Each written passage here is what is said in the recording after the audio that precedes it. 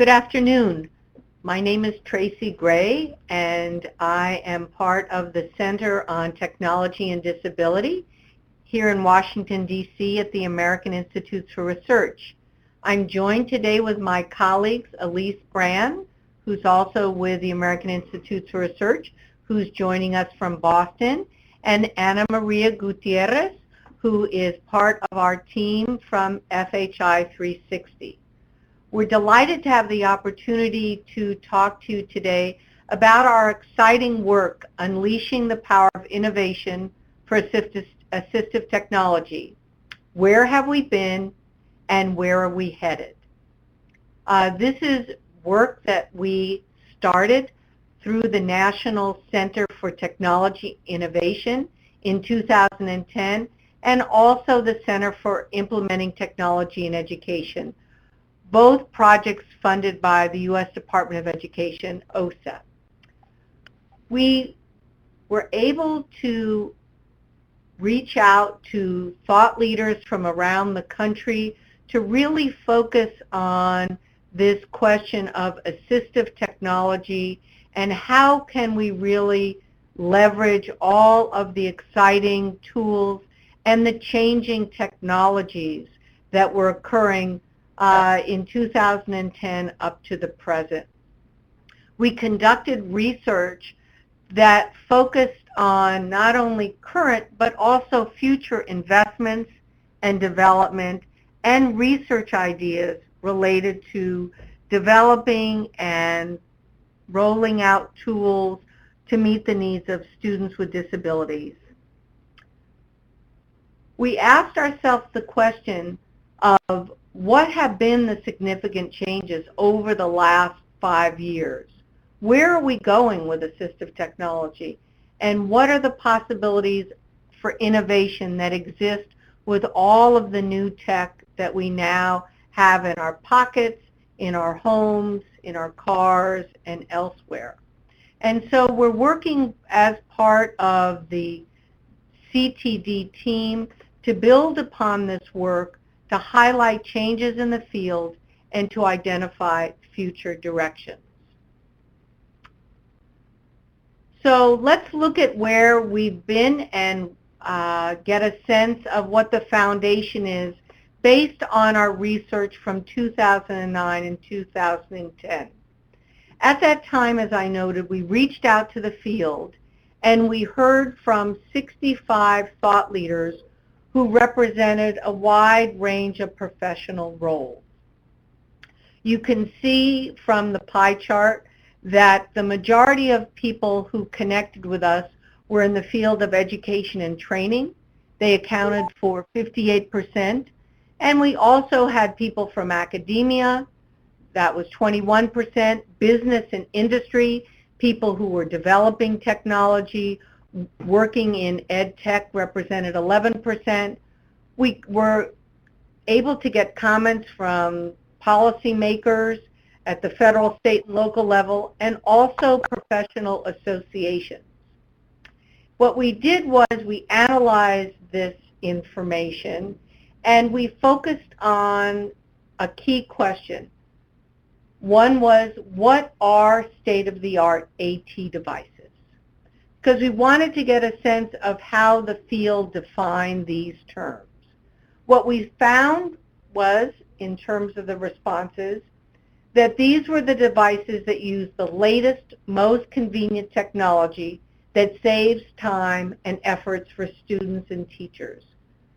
Also, those that use the latest technology and teaching strategies in their implementation. These were devices that increased portability, wireless access, and ease of use. And if you think back to 2010, which when we put it in the context of technology and innovation, that does seem like eons ago. People were just starting to be using smartphones and using wireless devices not only throughout their homes but also in business and school settings. One of the other things that we heard is that AT is life-enhancing for a very broad spectrum of individuals, and that they provide very simple tools in many instances that help individuals overcome barriers, whether it's for enhanced communication, using text-to-speech, or many of the other features that we have available to us in AT devices. What we were very pleased to see is that there were 5 key themes that emerged in our survey responses. And what makes this research so exciting is that when you look at these 5 themes, you'll see their relevance when we think about assistive technology today in 2014. The first overarching theme was convergence. That's where you see the transformation of technology devices across a variety of technological systems to move to a single platform to perform multiple tasks. For example, smartphones. If you look at your smartphone, it brings together technologies that were once only available on separate platforms. This is particularly important when you think about students with special needs and how these types of devices are able to support students, whereas previously they had to go to a resource room where they found a whole variety of AT tools. Now, depending upon the needs of the student, because of convergence, they can go to one device and get the type of support they need. The next theme had to do with customizability, or universal design for learning. I'm sure all of you are familiar with the notion of UDL and the importance to make sure that materials and the curriculum is accessible to students, can meet their needs, and that the materials are presented in formats that can be adapted by the teacher to meet the special needs of the students. Portability, devices have gotten a lot smaller. It's always interesting to look at old movies where you see people using handheld devices. It looks like they're putting a mix master up to their ear. We know that they've gotten much smaller, whether it's your computer or your phone or whatever the device is. We also see that portability being played out with AT devices, where students are able to take those devices with them, use them in the classroom without, again, having to go to a separate place. They're all different kinds of tools and devices that are now being made available to students, where they can, in some instances, go to their laptop and they can identify what their special needs are, and those accommodations are made available on that particular computer. So AT has gotten more portable, smaller, and much easier to use. Since we did this research, there's also been an emergence of researchers who are focusing on issues related to assistive technology and special needs. The research on state-of-the-art devices has gotten a lot more focused, where they're looking at special populations and identifying how those AT devices can in fact support the needs of students with disabilities. And then interoperability. We've certainly seen the emergence of tools where you have the ability to use 2 or more systems or components to exchange information. You can move from one platform to another, and that also makes it a lot easier for students to access materials that heretofore were not available to them because devices were not able to communicate across multiple platforms. So the underlying theme that we heard over and over from our respondents was that designs need to be simple, and the designers of these technology tools really need to think about how these tools can operate across platforms to meet the needs of students with disabilities. So let's move on. In terms of this question of what is the state of the art of AT training, as we know, the notion of professional development and training still emerges as one of the key challenges facing teachers and other personnel, particularly those working with students with special needs. Over 60% of our special needs students spend over 80% of their time in general ed classrooms.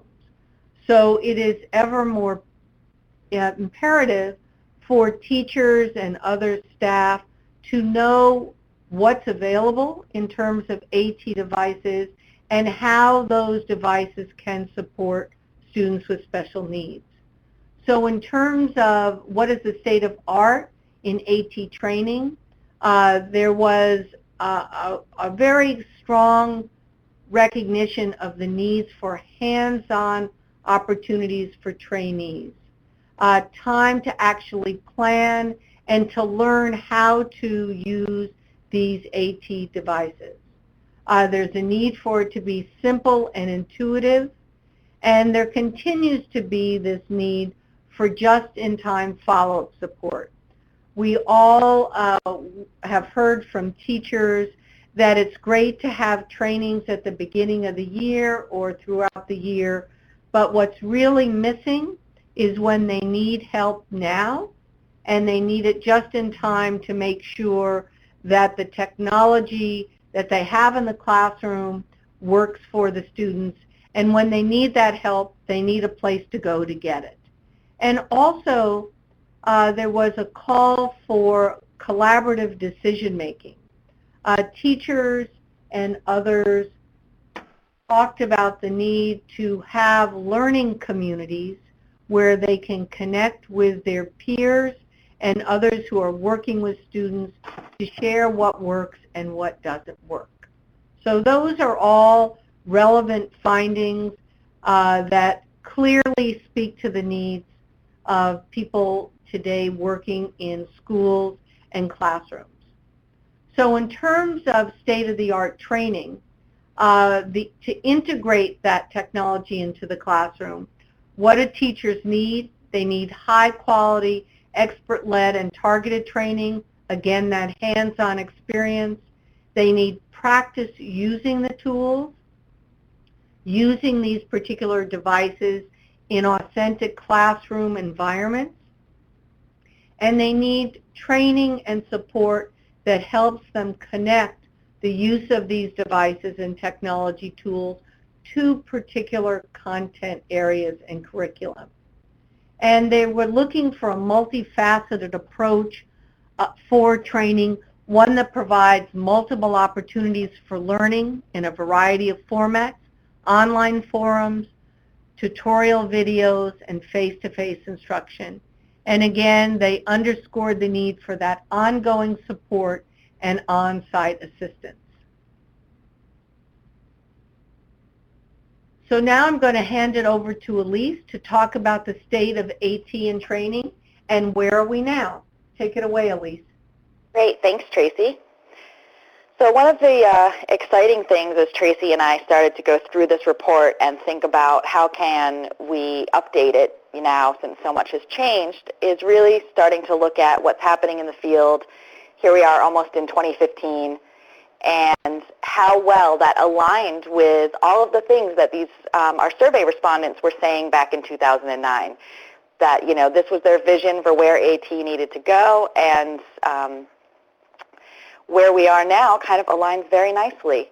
So we decided to, just for this particular webinar, focus on one area of AT that is pretty exciting right now and very innovative, and that would be, if you can guess from this picture of this adorable little child here, do it yourself, creating your own AT with things like 3D printers, laser cutters, etc. So here's a great example of a little boy with his hand. And we thought this was really interesting because anyone who works in AT has always been a DIYer, a maker.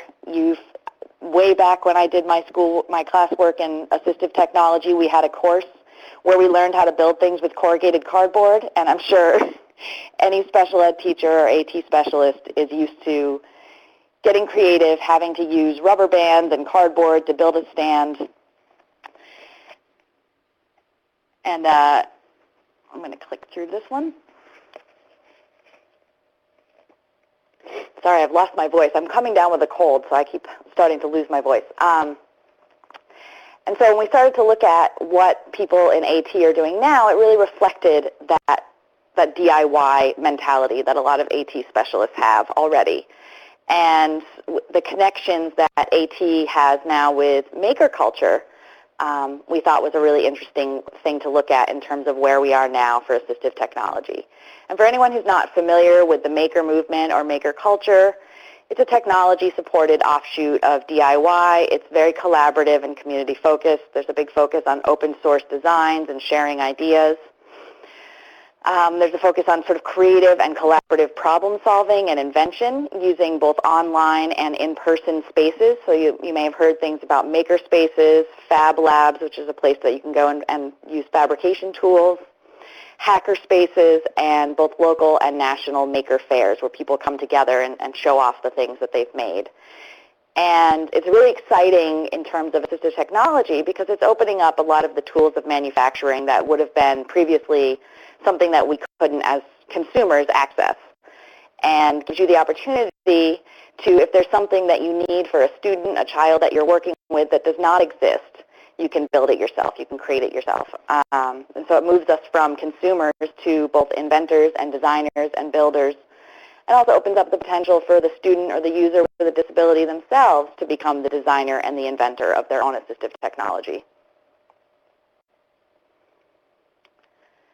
So we really thought this was a good example of how innovators in the field are helping to push the future of assistive technology and assistive devices forward with innovation in things like wearables, 3D printed prosthetics like the picture I showed earlier, and devices for daily living.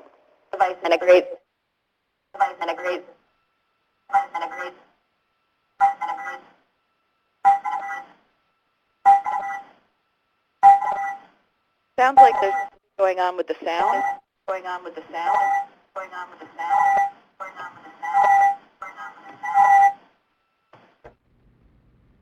I think it's better now, Alise? Yes. Great. Thank you.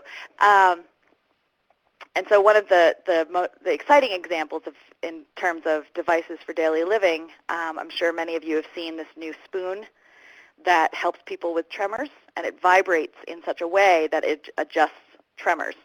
And this was, created by a few people who knew some people with tremors and thought something like this doesn't exist, and I've seen how challenging this is for my friends that have tremors and are unable to use a spoon to eat, so I'm going to build it myself. And now Google has just purchased this tool, and it's being disseminated widely. So that's another great example of someone saying, this doesn't exist, but I can build it. I can make this happen. And so it aligns really nicely with those key themes that Tracy was talking about earlier. These things are customizable. Certainly with things like 3D printed prosthetics, it's easy enough for somebody, especially for young children, to create something that fits them where they are in their life, and as they grow and change, or as their needs change, to be able to create a new device or a new prosthetic that meets that student's or that child's needs as they go forward, and far more cheaply and far more quickly than they would have been able to do previously. It allows you to create things that are portable, address multiple needs, and promote user independence, and particularly with that potential for AT users to become AT designers and really make things that meet their specific needs.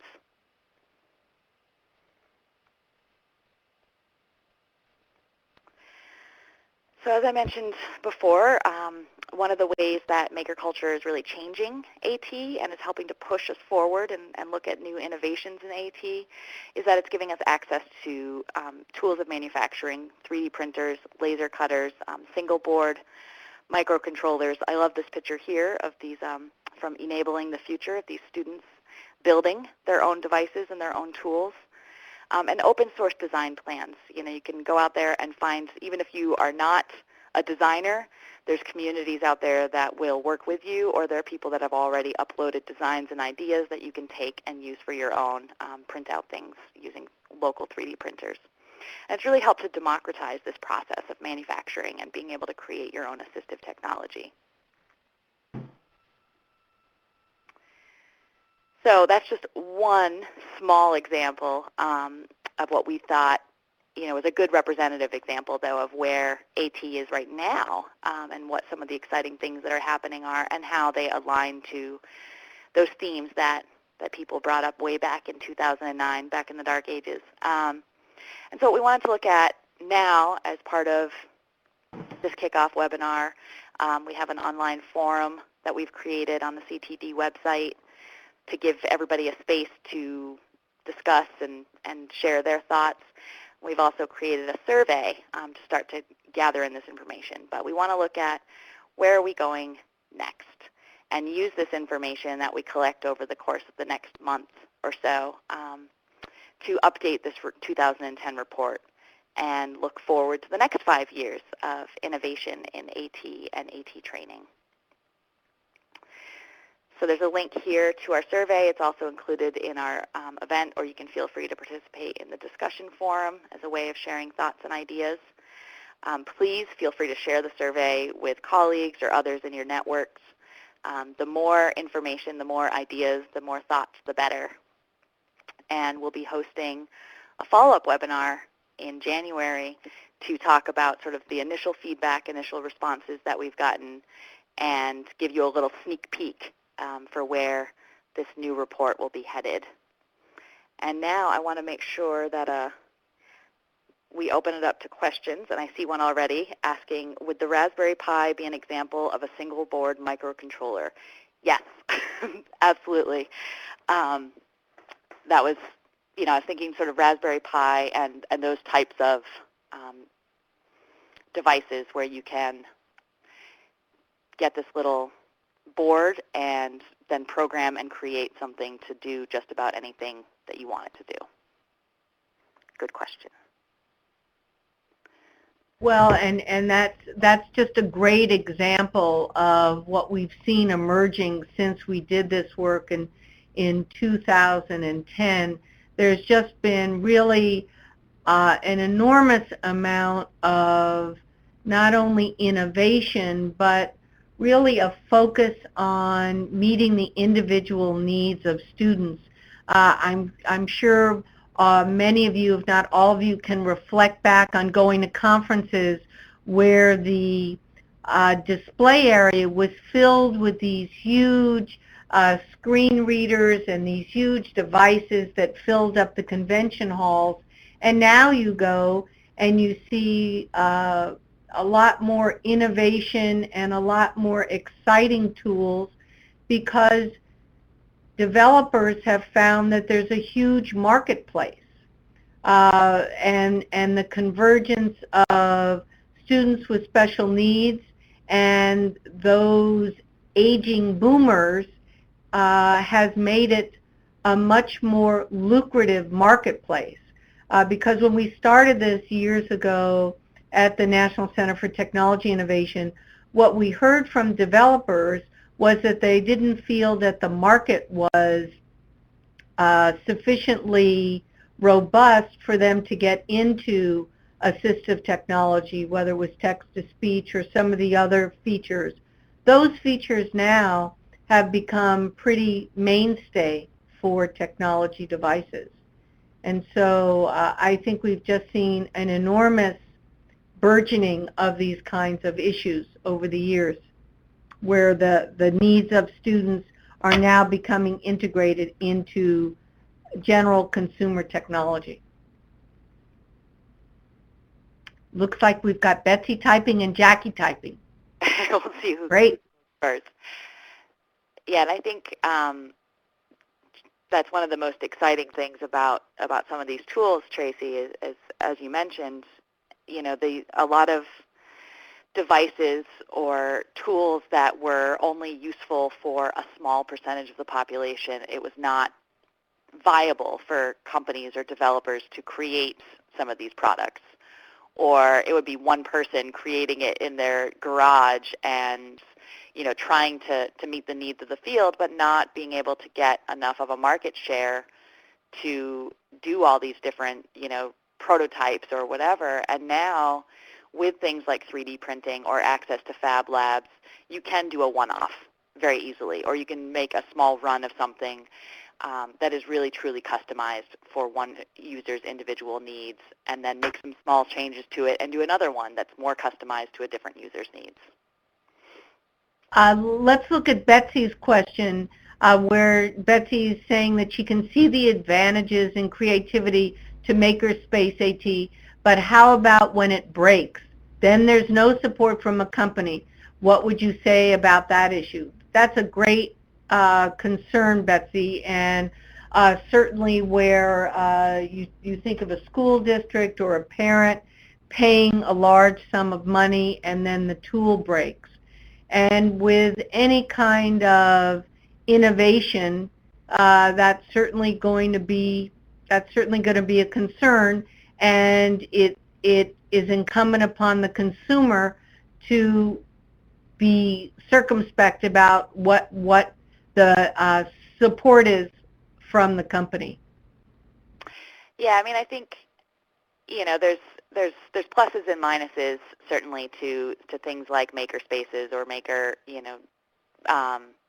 type products, and one of the benefits is there's particularly with things like 3D printed prosthetics, or devices for daily living, that if those break or it's fairly simple and fairly inexpensive to create another one.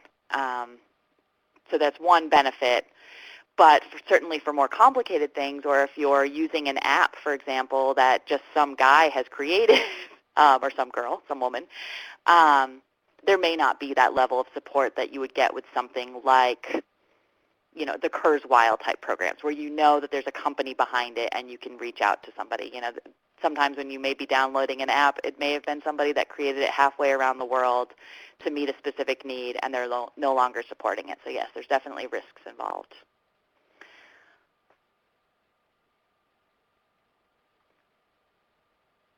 Let's go to Jackie's question about what do we see as the barriers for moving from proof of concept to widespread adoption of a new device or program.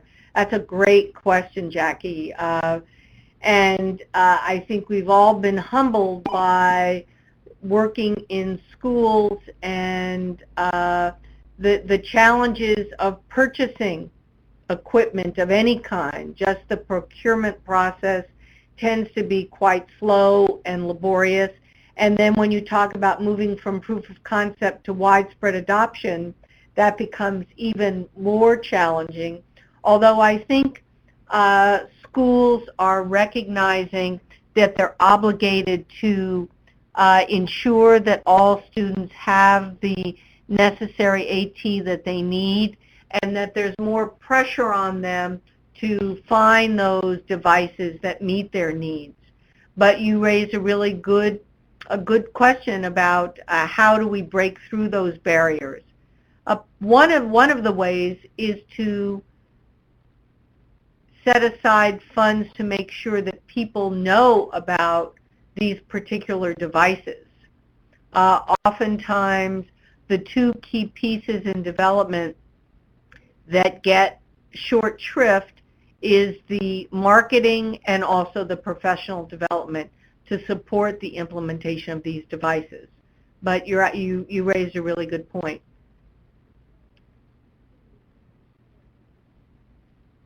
Betsy's raising the point about it being hard to develop a system of supports based on Makerspace AT. Alise, what's your sense of that? Yeah, I think it's definitely this is just one example. Makerspaces are definitely just one example of how AT is shifting and what innovation might look like in AT. I think, one of the I don't see makerspaces as that much different from where AT has always been. Certainly there's, we've always had to purchase hardware and software, but anyone who has worked with students with special needs has made use of TheraBands or, rigged up something to help give their student movement while they're sitting, or created, like I said, I used to build stands for devices out of cardboard because we didn't always have the funds to get something specific that we needed for a student, and oftentimes it was very expensive. So it's one example of how technology is helping people in AT be able to do those same kinds of things that we've always done with building and creating, but to do it in a new way. But certainly, it's not when everybody is kind of creating their own or building their own. Even if you're part of a community, there's still that lack of official support. There's community support, there's a collaborative spirit, and you can certainly connect up with other AT specialists that are doing similar things, but it's not the same level as being able to call an 800 number and get somebody to help you troubleshoot if something is not working. And Marvin's raising a really good point about being concerned about lower income, under-resourced communities. And that has been a concern, I think, from day one.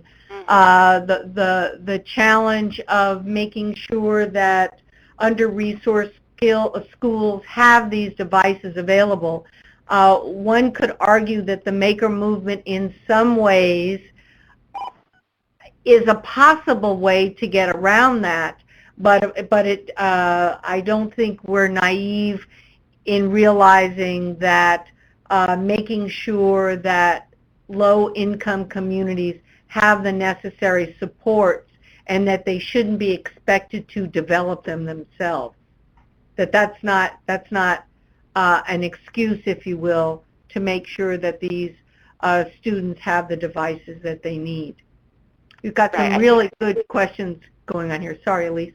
Oh, yeah, I was just going to say, one, if any of you have not been to this site, if nothing else, it's your feel-good for the afternoon because they have great videos. But the boy that I posted with his 3D printed hand is from a site called Enabling the Future. And this is people from all over the world who are working together to build and design and 3D print hands for children. And many of these are low-resource communities, and people are volunteering their time. So it's a great example of, how these communities are finding ways to provide, in this case, prosthetics to sort of resource-poor areas, places that may not have access to these types of devices. There's certainly much, much more that needs to be done. And even with there being maker spaces that are cropping up in communities, or websites like Shapeways where you can send your design and pay to have it printed and mailed to you, that's not going to be an option that's always available for schools or for parents or families who are in low-income communities and don't have those same kinds of resources. So it's definitely a concern. Yeah, Jackie's raising the issue of staff attitudes and training, and that's always been a challenge, and it can be a huge barrier. I think what we're seeing, and of course it's moving much faster in some places, but where students are taking ownership for their own technology needs. Now obviously we're not talking about students with severe disabilities, but students who need these kinds of supports because there's growing sophistication on the part of our students, that the notion of the only way assistive technology or general technology is going to get into the classroom is if the teacher can use the tool. I think what we're finding in a growing number of school districts is that students are, in fact, because of their facile abilities with these tools, are basically taking the tools into their own hands and finding creative ways to integrate them in the classroom. And thanks, Andy, for putting the Enabling the Future site up there. And Yes. also Betsy noting that that's a really interesting point in Rhode Island, that the libraries are starting to create maker spaces there. So that's certainly a place to keep our eye on in terms of what's being developed, and back to Jackie's issue of what's actually getting traction and getting out there into the hands of the students and teachers who need these tools.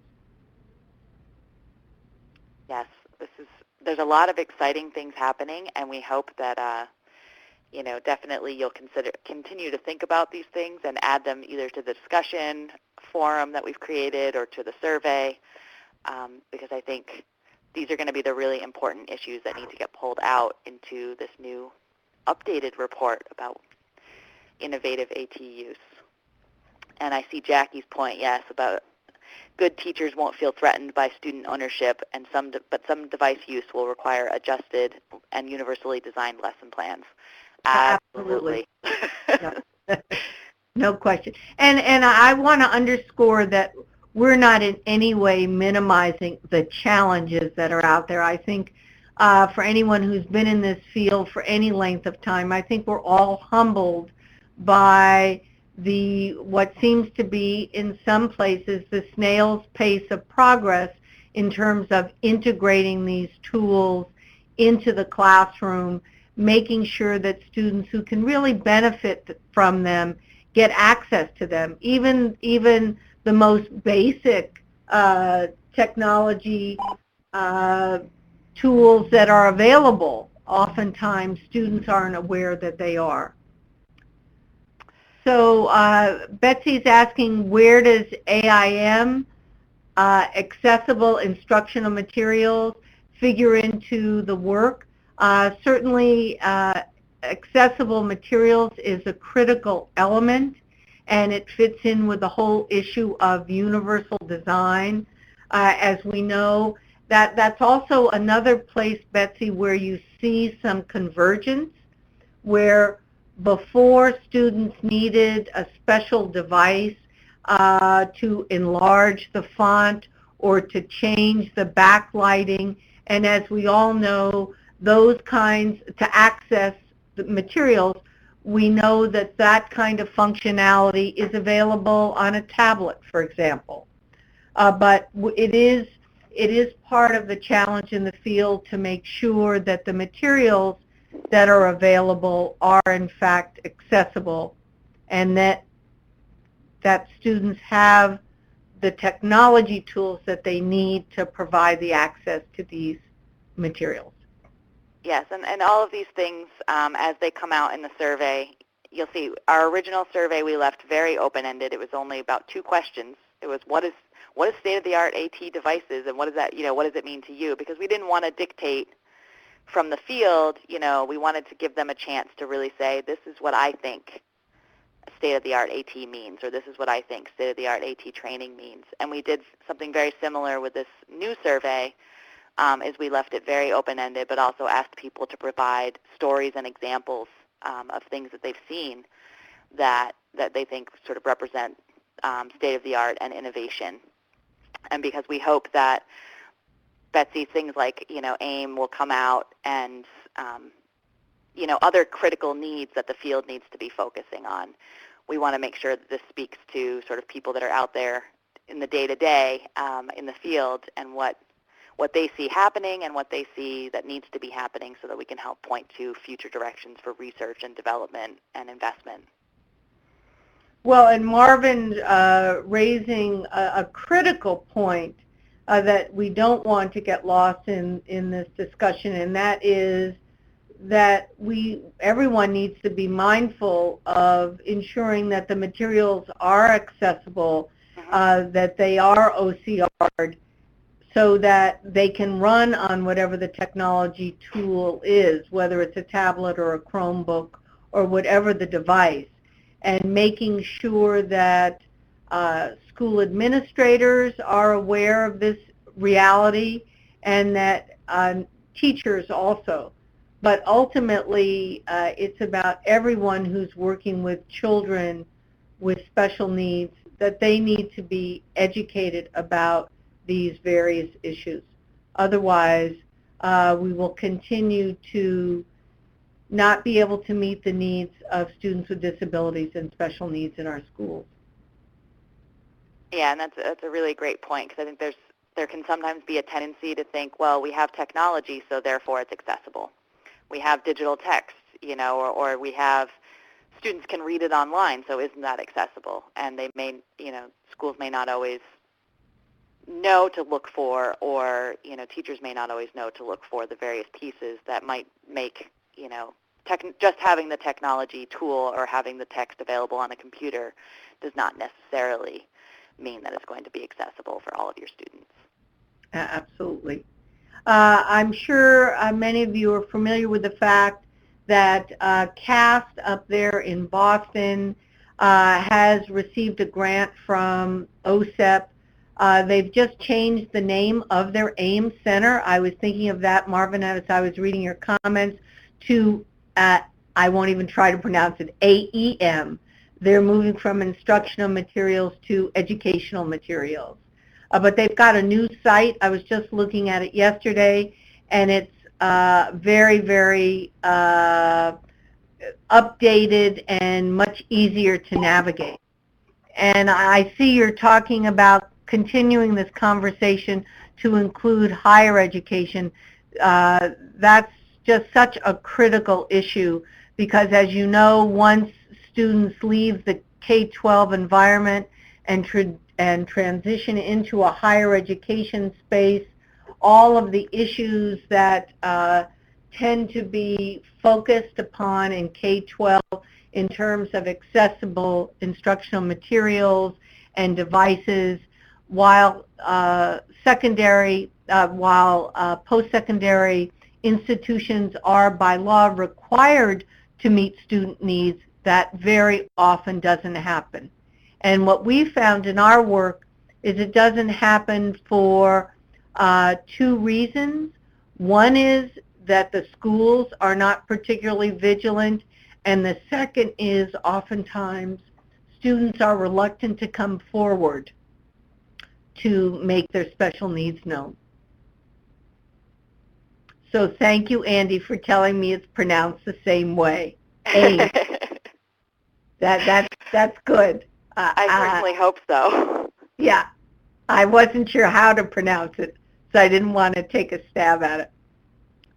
And Betsy's point about it needs to be seamless, absolutely, and it's the challenge facing all of us, particularly parents with children with special needs as they move from K-12 education into higher education. The good news is we get them into schools of post-secondary education, but they don't necessarily have the supports that they did in K-12. Right, or know how to access them. That's exactly right. Well, I want to point us to time, because we've got about 2 minutes left, and I know everybody is very busy, as we all are. But I hope, if anybody has any additional questions, feel free to keep typing. But I also hope that you will join us online in this forum throughout the next several weeks. Share thoughts, engage in discussion there.